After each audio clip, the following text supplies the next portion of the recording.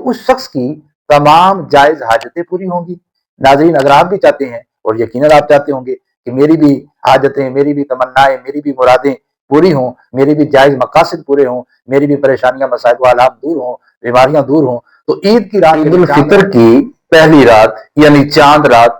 ماہ شوال المکرم کی ابتدا جو ہے بڑی بابرکت رات سے ہوتی ہے، جسے لیلۃ الجائزہ کہا جاتا ہے، یعنی انعام ملنے والی رات۔ اور یہ رات ناظرین نیک لوگوں کو انعام ملنے کی رات ہے، اور اس مبارک رات میں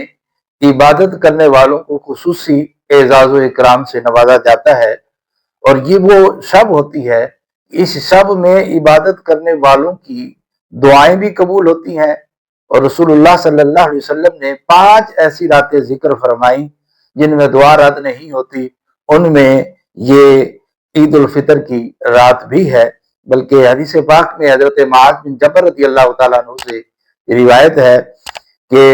رسول اللہ صلی اللہ علیہ وسلم فرماتے ہیں کہ جو 5 راتوں میں شب بیداری کرے اس کے لیے جنت واجب ہو جاتی ہے۔ ذوالحجہ کی 8ویں، 9ویں اور 10ویں رات، اور چوتھی جو ہے عید الفطر کی رات، اور 5ویں شعبان المعظم کی 15ویں رات، یعنی جس کو شب براءت کہا جاتا ہے۔ تو آئیے ناظرین، عید کی رات کے چند خاص نوافل، یعنی چاند رات کے خاص نوافل میں آپ کو بتاتا ہوں، اور ان کی برکت یہ ہے کہ اگر عید کی رات میں یعنی چاند رات یا پھر عید کے دن آپ نے یہ نوافل پڑھ لیے تو آپ کی کیسی ہی حاجات کیوں نہ ہوں، انشاءاللہ الکریم وہ پوری ہوں گی، اور آپ کی جائز مرادیں پوری ہوں گی، جائز حاجتیں پوری ہوں گی، اور جائز تمنائیں پوری ہوں گی۔ تو جو شخص عید کی پہلی رات یعنی چاند رات کو یا پھر عید کے دن 8 رکعتیں اس طرح ادا کرے کہ ہر رکعت میں سورہ فاتحہ کے بعد یعنی الحمد شریف کے بعد صرف آپ نے 25 مرتبہ 25 ٹائمز آپ نے سورہ اخلاص یعنی قل هو اللہ احد، یہ پوری سورت آپ نے پڑھنی ہے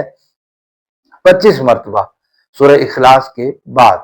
سورہ فاتحہ کے بعد 25 مرتبہ یہ سورہ اخلاص آپ نے پڑھنی ہے 25 ٹائمز۔ تو پھر جب نماز سے فارغ ہوں تو نماز سے فارغ ہونے کے بعد 70 مرتبہ تیسرا کلمہ یعنی کلمہ تمجید، جس کو ہم تیسرا کلمہ کہتے ہیں، سبحان اللہ والحمد للہ